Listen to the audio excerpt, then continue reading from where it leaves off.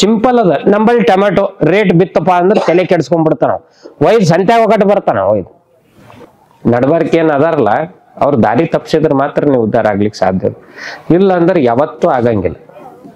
ಬಹಳಷ್ಟು ಈ ರೀತಿ ಮಾಡುವಂಥದ್ದು. ಈ ಕಬ್ಬಿನಾಗ ನೀವೆಲ್ಲರೂ ಏನಾಗ್ಯದ ಅಂದ್ರೆ ದಿನಕ್ಕೆ ನನಗೆ ತಿಳಿದಂಗೆ ತಿಂಗಳಿಗೆ 1 ರಿಂದ 2 ಗಾಣಗಳು ಹೊಸವಾಗ್ಲಿಗತ್ತ. ಎಷ್ಟು ಜನ ನೇರವಾಗಿ ಮಾರ್ಕೆಟಿಂಗ್ ಮಾಡೋದು ಕಲ್ತಿರಪ್ಪ ಇಷ್ಟು ದಿವಸದಾಗ? ವ್ಯಾಲ್ಯೂ ಅಡಿಷನ್ ಮಾಡೋದು ಎಷ್ಟು ಜನ ಕಲ್ತಿರಿ? ಬಹಳ ನಾವು ಕಮ್ಮಿ ಅದ. ಅವ್ರ ಒಬ್ಬರು ಕಲ್ತಿದಾರ. ಈಗೆಲ್ಲ ಸೌದತ್ತಿಗೋ ಧಾರವಾಡಕ್ಕೆ ಹೋಗಿ ಪಪಾಯ ಮಾರ್ತಾರ ಅಂತ ನನ್ ಸುದ್ದಿ. ಕರೆಕ್ಟ್ ಅಲ್ಲ? ಪಪಾಯನಲ್ಲ, ಸ್ವಲ್ಪ ಪಪಾಯ ಬಾಳಿ ಹೋಗಿ ಅವ್ರು ನೇರವಾಗಿ ಸಂತೆದಾಗ ಮಾರ್ತದಾರ. ಒಂದ್ ಸ್ವಲ್ಪ ದುಡ್ಡು ಗಳಿಸ್ತಾ ಇದಾರ. ವ್ಯಾಲ್ಯೂ ಅಡಿಷನ್ ಮಾಡೋದ್ ನಮ್ಗೆ ಎಲ್ಲಿ ತನಕ ಬರಂಗಿಲ್ಲ ಅಲ್ಲಿ ತನಕ ರೈತ ಉದ್ಧಾರ ಆಗಂಗಿಲ್ಲ.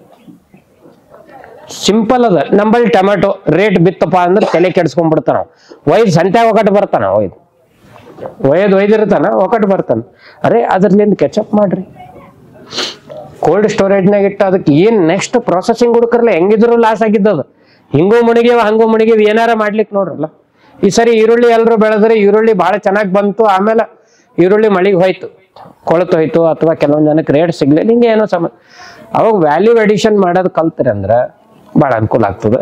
ಈಗ ಇಷ್ಟರದಾಗೆ ಕನೇರಿ ಮಠದಾಗೆ ಒಂದ್ ದೊಡ್ಡ ಕೋಲ್ಡ್ ಸ್ಟೋರೇಜ್ ಮಾಡ್ಬೇಕು ಅಂತ ಯೋಚನೆ ಮಾಡಿದೀವಿ. ಮತ್ತ ನಂಬಲ್ಲೇ ಒಂದ್ ಬೆಳೆದ ಪಟ್ಟಿ ಮಾಡಿವಿ. ಏನು ನಾವ್ ಯಾವ್ದು ಖರೀದಿ ತಗೋಬೇಕು, ಯಾವ್ದು ಬೆಳಿಲಿಕ್ಕೆ ಹೇಳಬೇಕು.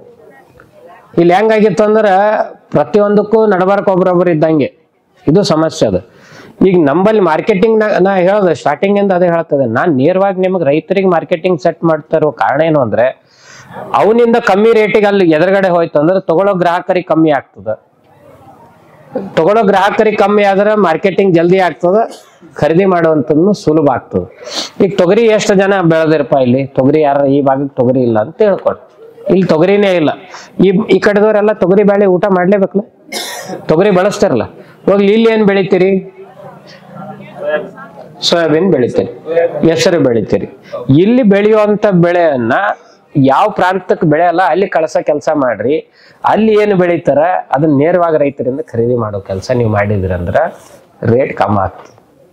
ನಡ್ಬರ್ಕ್ ಏನ್ ಅದಾರಲ್ಲ ಅವ್ರ ದಾರಿ ತಪ್ಪಿಸಿದ್ರೆ ಮಾತ್ರ ನೀವು ಉದ್ಧಾರ ಆಗ್ಲಿಕ್ಕೆ ಸಾಧ್ಯ. ಇಲ್ಲ ಅಂದ್ರೆ ಯಾವತ್ತೂ ಆಗಂಗಿಲ್ಲ. ಈಗ ನಮ್ಮಲ್ಲಿ ತೊಗರಿ 9,000 ರೂಪಾಯಿ ಇತ್ತು, ಈಗ 7,000 ರೂಪಾಯಿಗೆ ತಂದಿಟ್ಟಾರ. ಇನ್ನೊಂದ್ ಸ್ವಲ್ಪ ದಿವಸ ಹೋಗಿದ್ರೆ 5 ರಿಂದ 6 ಸಾವಿರಕ್ಕೆ ಬರ್ತಾವ. 4-5ಕ್ಕೆ ಬರ್ತಾವ ಈಗ ಆಟೋಮೆಟಿಕ್. ನಾವ್ ಹೇಳುವಂಥದ್ದು ಅಂತ ರೈತರಿಂದ ತೊಗರಿ ತಗೊಂಡು ನೀವೇ ಬೆಳೆ ಮಾಡ್ಕೊಳ್ಳೋದು, ನೀವೇ ಕಮ್ಮಿ ರೇಟಿಗೆ ಅದನ್ನ ವ್ಯಾಲ್ಯೂ ಅಡಿಷನ್ ಮಾಡ್ಕೊಂಡು ನೀವು ಮಾರ್ರಿ. ನಾ ತೊಗರಿ ವರ್ಷ ಮಾರ್ತೀವಿ. ನಮ್ಮಲ್ಲಿ ಅದ್ಭುತವಾಗಿ ತೊಗರಿ ಬೆಳಿತೀವಿ.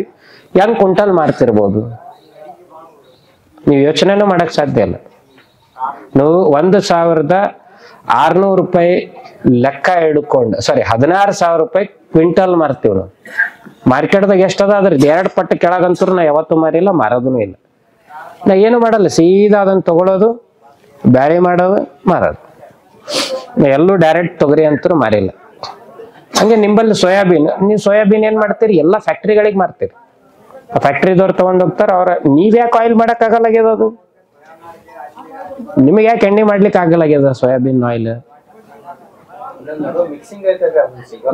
ಹಾ, ಆ ಫಾರ್ಮುಲೇಷನ್ ಕೇಳ್ರಿ. ನೀವೇ 1-4-5 ಜನ ಇನ್ವೆಸ್ಟರ್ಸ್ ಆಗ್ರಿ, ನೀವೇ ಇನ್ವೆಸ್ಟ್ಮೆಂಟ್ ಮಾಡ್ರಿ, ನೀವೇ ಆಯಿಲ್ ಪ್ರೊಡ್ಯೂಸ್ ಮಾಡ್ರಿ, ನೀವೇ ಮಾರಾಟ ಮಾಡ್ರಿ. ಬಹಳಷ್ಟು ಈ ರೀತಿ ಮಾಡುವಂಥದ್ದು. ಈ ಕಬ್ಬಿನಾಗ ನೀವೆಲ್ಲರೂ ಏನಾಗ್ಯದ ಅಂದ್ರ ದಿನಕ್ಕೆ ನನಗೆ ತಿಳಿದಂಗೆ ತಿಂಗಳಿಗೆ 1 ರಿಂದ 2 ಗಾಣಗಳು ಹೊಸವಾಗ್ಲಿಗತ್ತವ. ಯಾವುದು? ಈ ಬೆಲ್ಲದ ಗಾಣಗಳು. ಮನ್ಸಿಗೆ ಬಹಳ ಸಂತೋಷ ಅದ, 2 ಗಾಣ ಜಾಸ್ತಿ ಆಗ್ಲಿಗತ್ತವ ಅಂತ. ದುಃಖ ಏನದ ಅಂದ್ರೆ ಅವ ಬೆಲ್ಲ ಪ್ರೊಡ್ಯೂಸ್ ಮಾಡ್ಲಿಕತ್ತ ಎಲ್ಲಿ ಮಾರ್ಬೇಕಂತ ಗೊತ್ತಿಲ್ಲ ಈಗ ನೀವು. ಹಾಗಾಗಿ ಎಲ್ಲಾನು ಲೆಕ್ಕ ಹಾಕೊಂಡ್ ಮಾಡ್ರಿ. ಒಂದೇ ಬಿಸ್ನೆಸ್ ಎಲ್ರು ಹೋದ್ರೆ ಅಂದ್ರೆ ಕಾಂಪಿಟೇಷನ್ ಜಾಸ್ತಿ ಆಗ್ತದ, ಬಿಸ್ನೆಸ್ನಾಗ ಲಾಭ ಗಳಿಸೋದು ಕಮ್ಮಿ ಆಗ್ತದ. ಮೊನ್ನೆ ಒಬ್ಬರದ್ದು ಯಾವ್ದೋ ಒಂದು ಹಳ್ಳಿಗೆ ಹೋಗಿದ್ವಿ, ನಿಮ್ಮೂರ್ ಯಾವ್ದೊಂದು ರಾಜ ವಲ್ಲೂರ್. ಅಲ್ಲಿ ಒಬ್ಬ ಚಿಕ್ಕದಾಗಿ ಡೈರಿ ಮಾಡ್ಕೊಂಡು ಮಿಲ್ಕ್ ಪ್ರೊಡ್ಯೂಸ್ ಮಾಡ್ಕೊಂಡು, ಮಿಲ್ಕ್ ಏನ್ ಆ ಊರ್ನಾಗ ಇರೋರ್ದು 1000 ಲೀಟರ್ಗಿಂತಲೂ ಅಧಿಕ ಹಾಲನ್ನು ಖರೀದಿ ಮಾಡಿ ಮಿಲ್ಕ್ ಕೇಕ್ ಅಂತ ಮಾಡಿ ಮಾರ್ಲಿಗತ್ತಾನ.